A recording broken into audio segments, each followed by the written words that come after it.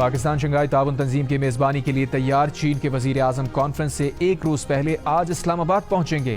Civil اور عسکری قیادت سے ملاقات کریں گے. اہم منصوبوں سے متعلق تبادلہ خیال کریں گے. روس کا 76 رکنی وفد، چین کا 15 رکنی اور بھارت کا 4 رکنی وفد اسلام آباد پہنچ گیا. نائب وزیر اعظم اسحاق ڈار کا تحریک انصاف سے 15 اکتوبر کے احتجاج کی کال واپس لینے کا مطالبہ.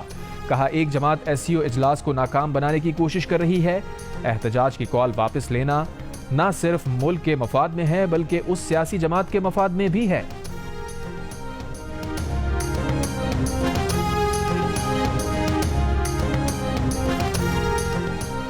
پندرہ اکتوبر کو اسلام آباد احتجاج کے انتظامات اور تیاریوں کا جائزہ لینے کے لیے وزیر اعلیٰ خیبر پختونخوا نے آج اہم اجلاس طلب کر لیا.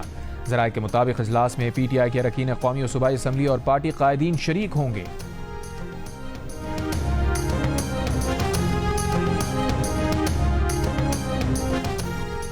وزیر دفاع خواجہ آصف نے کہا ہے جب سابق وزیر اعظم نواز شریف قید تھے تو انہیں اپنی بیوی سے فون پر بات کرنے کی اجازت نہ دی گئی اور وہ اسی حالت میں دنیا سے رخصت ہو گئیں.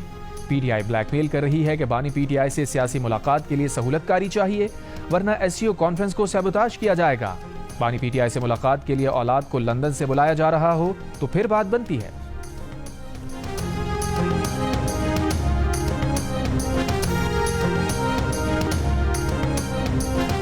اور مجوزہ آئینی ترامیم کا مشترکہ مسودہ تیار کرنے والی ذیلی کمیٹی اپنی سفارشات آج پارلیمانی خصوصی کمیٹی میں پیش کرے گی.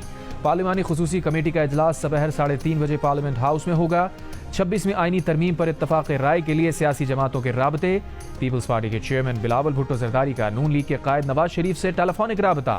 بلاول نے JUI سے آئینی ترمیم پر پیش رفت سے آگاہ کیا. PTI کے رہنما اسد قیصر کا JUI کے سربراہ مولانا فضل الرحمان کو فون. آئینی ترمیم پر مشاورت اور کمیٹیوں کی جلد ملاقات پر تبادلہ خیال.